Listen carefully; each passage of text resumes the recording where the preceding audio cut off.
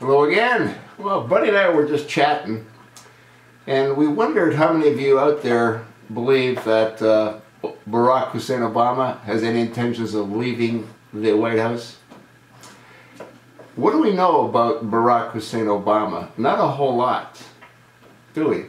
But we do know he loves the lifestyle that he's been able to live for the last 6+ years. I can't see him not wishing to continue that lifestyle. Can you? Huh? Can you see him leaving Air Force One? His private transport that takes him anywhere and everywhere in the world is off. Buddy, can you see him leaving? Buddy can't see him leaving. Can you, Buddy? Nor can I. Can you see Michelle or Michael without his 20+ staff that he has that cater to him, design his clothes to make him look less like a man? Provide him with those incredibly expensive wigs that he wears. You know, it's one day it's short hair, the next day long hair, the next day straight hair, the next day... Buddy, what do you think? You think?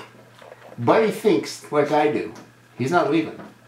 Buddy, how's he going to stay? Buddy said, okay, Buddy just told me that there's Resolution 15 that's bouncing around the House and the Senate. If that passes, that gets rid of the 22nd Amendment. What that eliminates is the 2 4-year terms. I've made a number of videos on this previously, but we're getting down to the wire, so to speak. I don't see him leaving. What I see happening here in this country is Obama is going to create a reason to bring about martial law. And that reason is going to be a number of terrorist attacks in different parts of the country. And to protect the American people, he'll be given no option other than to implement martial law. And once he's done that, the rest becomes history. I do not believe he has any intentions of ever leaving. This whole distraction with Hillary is exactly what it is, a distraction. She can hardly walk. Have you noticed? She receives help whenever she's trying to walk. Distract, divert, to deceive. Take her eye off of the ball. How many phony scandals has this corrupt criminal administration survived? They're actually countless. I think I've lost track of them. Have you heard anything about Benghazi lately? I haven't. Have you heard anything about the IRS scandal? I haven't. How about the Rosen scandal? I haven't. How about the NSA scandal? I haven't.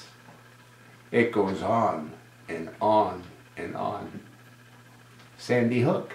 You think that really happened? I don't. The Boston bombing. You think that really happened? I don't. You know, I posted a number of videos of the Boston bombing, and that one citizen that lost both of his legs, supposedly, as they were wheeling him to the ambulance, he was totally conscious. How many people do you think would be totally conscious after having lost both of their legs in a bomb blast? As it turns out, that individual appears to be what's known as a crisis actor. And I did a video on him, and I posted pictures of him at the scene, as well as pictures of him in uniform before he lost his legs in Afghanistan. I believe it was Afghanistan. It might have been Iraq.